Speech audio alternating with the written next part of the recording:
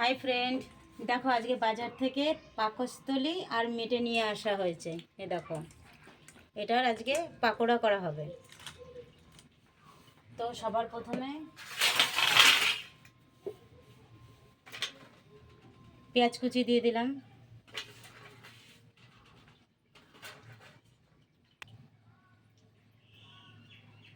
এটা আদা রসুনের পেস্ট,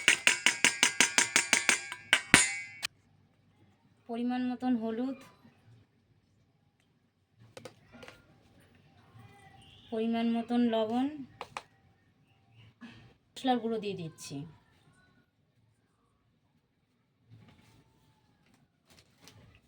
একটু জিরের গুঁড়ো,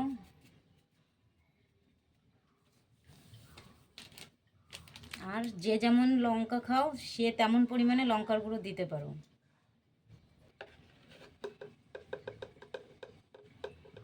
গোলমরিচের গুঁড়ো, এটা দিচ্ছি কর্নফ্লাওয়ার,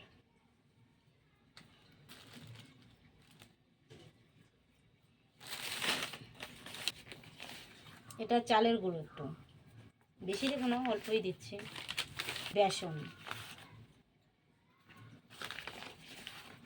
এটাকে এবার মাখাবো।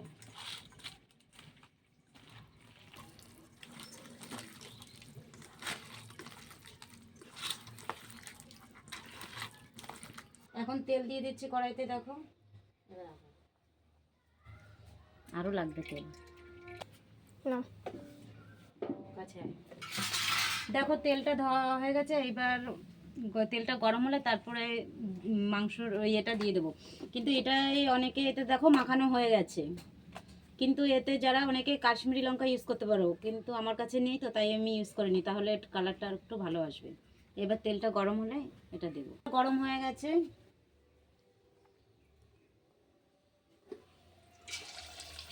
গরম হয়ে গেছে তেলটা।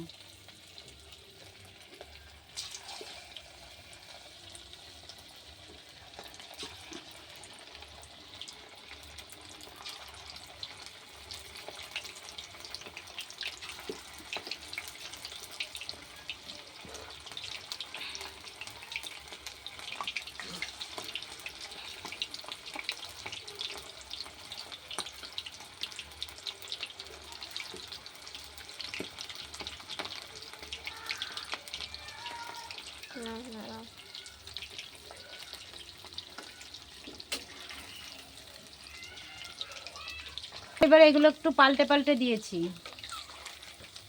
না হলে একভাবে থাকলে না পুড়ে যাবে। এবার গ্যাসটা যদি হাই টেম্পারে রাখো তো পুড়ে যাবে, একটু স্লো করে দিলেই এটা ভালো হবে ভাজা, কিন্তু একটু টাইম লাগবে না এটা ভাজতে, একটুগুলি ছোটো ফ্লেমে দিলেই ভালো হবে।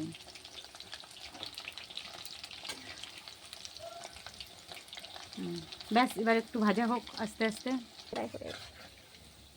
দেখো প্রায় হয়ে এসছে, লাল লাল হয়ে গেছে, দেখো কি সুন্দর।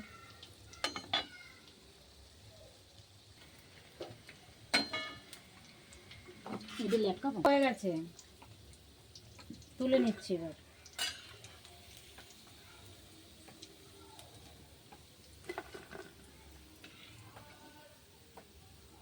খাওয়ার জন্য কমপ্লিট রেডি।